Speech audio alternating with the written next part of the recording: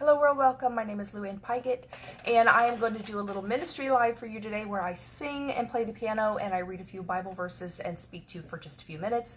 And I hope you have a very blessed Sunday on the Lord's Day. So the title of my video tonight is called Day of Trouble. And I'm going to read a few verses to you that have something to do with the day of trouble.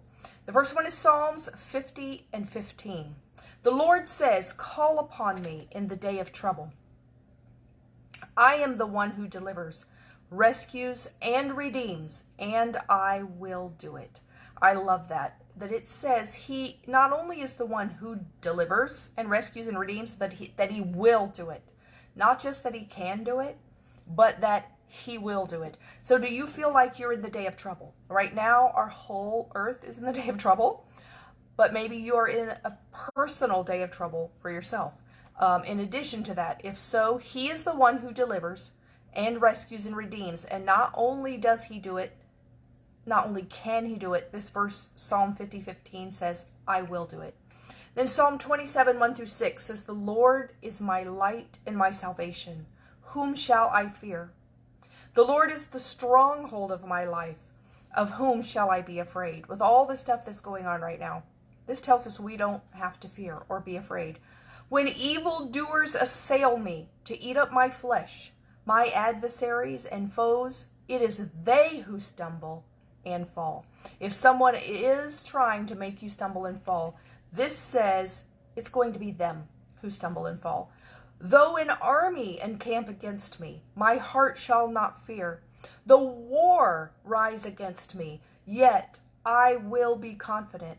One thing I have asked of the Lord, that will I seek after, that I may dwell in the house of the Lord all the days of my life, to gaze upon the beauty of the Lord and to inquire in his temple. Isn't that interesting in the midst of talking about the enemies and being around you and that you don't have to fear? In the middle of that, he says, my desire is to dwell in the house of the Lord. You know, a lot of us haven't even been able to go to the house of the Lord for a few months now.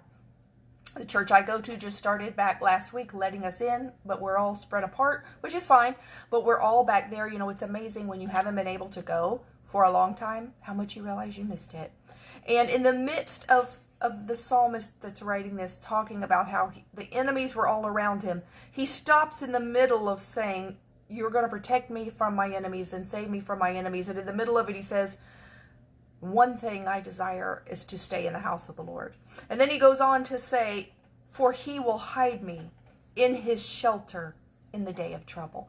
You know, I find it interesting that it doesn't say there won't be a day of trouble. It doesn't say that we won't have trouble. It doesn't say there won't be troubles. But it says he will hide me in the day of trouble. We live in an earth where there's going to be trouble. As it gets closer and closer to the Lord's return, there's going to be more and more trouble, because this is the kind of world that this Antichrist is going to step in and fix. So for him to have something to step in and fix, there's got to be a lot of trouble. There has to be a lot of stuff going on. And when he steps in, he's going to say, I can fix everything, and there will be peace, and there will be for about 3.5 years. And so everybody's going to think he's so wonderful because he's going to have solved the world's problems. But the thing is, there've got to be problems for him to solve. And I think the beginning of what we're seeing is the problems that he is going to kind of fake solve. He's not really solving them. He's just fake solving them. But everybody will think he solved them. But this says, even though we're having days of trouble, he will hide me in his shelter in the day of trouble. He will conceal me under the cover of his tent. He will lift me high upon a rock. I was reading this kind of thinking about that, because every time I think of being on a rock, and God showed me one time a vision of me on a rock, but it was a different subject. But I always saw me standing there like alone on the rock, standing there. But this one actually says, it says he'll lift you high upon the rock, but it says right before there, he will conceal me in the cover of his tent. So what does that mean to you? It means to me there's a rock with a tent on it. That's what I'm seeing. So he's going to conceal you in his tent, but he's lifting you high upon a rock. And now my head shall be lifted up above my enemies all around me. So it's saying there's enemies all around you. You know, you think if you were going to hide, would you go on a rock high above all the enemies where they can all see you? You're like a target. You wouldn't think of that. But this says, maybe that's just not where the enemy's going to look. This says that the Lord will lift you high upon a rock and cover you with his tent. So you may be lifted high and lifted high above on the rock, but the Lord is still going to hide you even in the middle of your enemies. You can be totally surrounded. That's what this says. He will lift me high upon a rock, and now my head shall be lifted up above my enemies all around me, and I will offer in his tent sacrifices with shouts of joy. So apparently, if the Lord is hiding you in his tent, high up on a rock in the midst of your enemies, you can even shout for joy, and the enemy will not know you were there. I will sing and make melody to the Lord. So you can sing as long as you are in his shelter and he is covering you and hiding you. You can be in the midst of your enemies, lifted high on a rock where they could all see you and you're an easy target. But because you're in his tent, you can shout and sing for joy and you will be safe. Proverbs 24, 5 and 10. Now, this is not 5 through 10. This is verse 5 and then verse 10. And I picked these two out on purpose because I realized when I got to verse 10 that there's kind of a secret of how to make this work back in verse 5. If you didn't catch it in verse 5 and by the time you got to 10, you forgot it, you've missed. You've missed how to get this. So let me read this to you and then go back and show you what I saw. A wise man is full of strength, and a man of knowledge enhances his might. That's verse 5. Verse 10, if you faint in the day of trouble, your strength is small. Well, if you faint in the day of trouble because your strength is small, what you need to know is how do you get strength? And I think there's more than one way. It's all God's strength. It's going to him. But in what way do you acquire his strength? If you go take verse 10 and go back up to 5, it's going to tell you how to get strength. It says, a wise man is full of strength. So if you get to verse 10 where it says you faint in the day of trouble, your strength is small, that means you also are not a wise man. So how do you get strength? You get wisdom. If you get the wisdom, and that's not man's wisdom, because the man's wisdom is sometimes right and sometimes wrong. You need God's wisdom. So if you can acquire wisdom and ask God, you say, well, I don't have any wisdom. No, you don't. I don't either. We have minimal, but God has it all. So if you go to God and say, Lord, give me your wisdom. Now, how do you get that? One, you pray, you read the Bible, you listen to teaching, you do everything you can to get it. If you acquire God's wisdom, to me, this says a wise man is full of strength. That means you're going to have strength as well. Then it goes on to say a man of knowledge, that's another word for wisdom, enhances his might. That's another word. He's saying the same thing. If you're, another reason a wise man is full of strength, a wise man is not doing something stupid. He's not doing something stupid. He's acquiring wisdom, and he is also, with that wisdom will come strength. And then, in the day of trouble, you won't be saying if you faint in the day of trouble, your strength is small. That means your wisdom is small too. You won't have to faint in the day of trouble. If you go to God for wisdom, then you will acquire strength. And then in the day of trouble, which I believe we're all living in a day of worldwide trouble, but whether it's worldwide trouble or your own personal trouble, you will have strength and wisdom that is a gift from God. That's where you get it. Nahum 1 and 7. We don't often read from this book. Nahum 1 and 7. The Lord is good, a stronghold in the day of trouble. He knows those who take refuge in him. I like this where it says he knows you. If you are taking refuge of him, there are a lot of people taking refuge with him. If you're taking refuge with him and you're there in the midst of a bunch of people, he doesn't you're not there without him knowing. He isn't looking like, oh, look at all these people. Who are all these people? No, he knows all the people. But he doesn't only just know who you are. He says he knows you. I feel that's a whole lot more than just that he knows your name and he knows who you are. When this says he knows you, I really feel that means he really knows you. Just like a father or a mother, a parent would know their child because he is our father. He knows us, not just knows our name and kind of who we are. He knows every little thing about us. And if he knows us and we are taking refuge in him and we know him, if we've been seeking that wisdom and strength from him, he knows you, you know him even more. He knows us completely, but that way you know him more. But if he knows who you are, then he knows what to do to protect you in the day of trouble. Now I'm going to sing a couple songs, and let me put this over here. Yep, I got to make sure I got the right thing written down. I'm going to sing a song. This first one, it does not tell me when it was written. The second one was 1974. This first one, I think it's pretty old, though.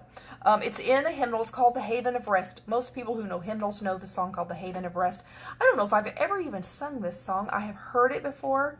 Maybe the first verse I've heard. I've definitely heard the chorus. But it's really a beautiful song. And then there's another song I'm going to sing. This is the one in 1974. This one, most people, unless you were from my denomination of church, you have probably not heard this song because it's written by a man named Arnold Godwin, who's from my denomination. And it's called Because of Jesus, and it's really just a short little chorus. And old Arnold Godwin, I think, put in every difficult chord he knew in this one song. So I am going to really try to play this song so you can get... it's a really good song. I mean, the chords are beautiful. It builds, the power of this strength of this song builds, but they're not easy chords. But at least it'll be something different. Because of Jesus. And then the hymnal, The Haven of Rest. And that was a big, huge roll of thunder. If I suddenly disappear, it would be from the electricity going off. So hopefully that won't happen. It's been fine so far, but that was a big thunder.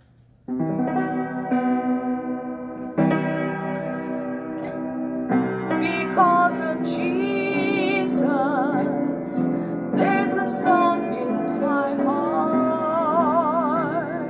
Because of Jesus,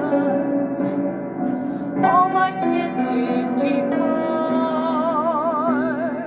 Days would be dark and drear and filled with fear, but Christ the Lord is always near. Because of Jesus, there's a song in my heart. Because of Jesus, there's a song in my heart. Because of Jesus, all my sin did depart. Days would be dark and drear and filled with fear, but Christ the Lord is always near. Because of Jesus, there's a song in my heart. Days would be dark and drear and filled with fear, but Christ the Lord is always near. Because of Jesus, there's a song in my heart.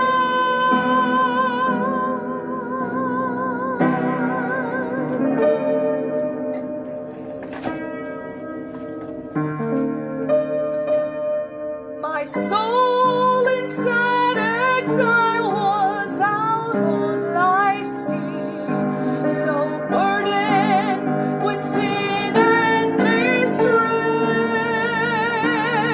till I heard a sweet voice saying, make me your choice, and I entered the haven of rest. I've anchored my soul in the haven of rest. I'll sail the wild seas no more. The tempest may sweep o'er the wild stormy deep, but in Jesus I'm safe evermore. I yielded myself to his tender embrace, and faith taking hold of the word, my fetters fell off and I anchored my soul, the haven of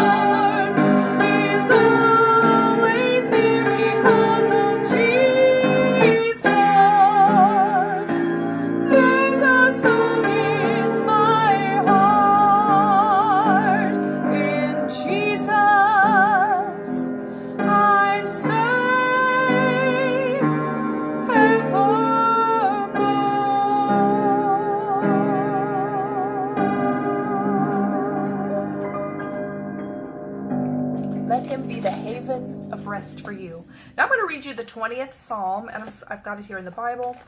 I didn't write this one out, the rest of them I wrote, but this one I'm just going to read straight to you from here. Psalm 20. May the Lord answer you in the day of trouble. If you are having your own personal day of trouble, in addition to the world's day of trouble, may the Lord answer you in the day of trouble. May the name of the God of Jacob defend you. May he send you help from the sanctuary. That's why we want to go back to the sanctuary. May he send you help from the sanctuary and strengthen you out of Zion. May he remember all your offerings and accept your burnt sacrifice. May he grant you according to your heart's desire and fulfill all your purpose. We will rejoice in your salvation, and in the name of our God, we will set up our banners. May the Lord fulfill all your petitions. Now I know that the Lord saves his anointed. He will answer him in his holy heaven with the saving strength of his right hand. Some trust in chariots and some in horses, but we will remember the name of the Lord our God. They have bowed down and fallen. Who has? Those that were trusting in those chariots and horses. They have bowed down and fallen, but we have risen and stand upright. Save, Lord. May the King answer when we call. In your day of trouble, and in our nation and our world's day of trouble, may he be your hiding place and your protection. And until next week, may you be blessed. I pray you have a good night. Hello and goodbye, everyone. Thank you for watching. You can go back and watch the replay if you missed it. And I'll see you next Sunday when I will do this again. Good night.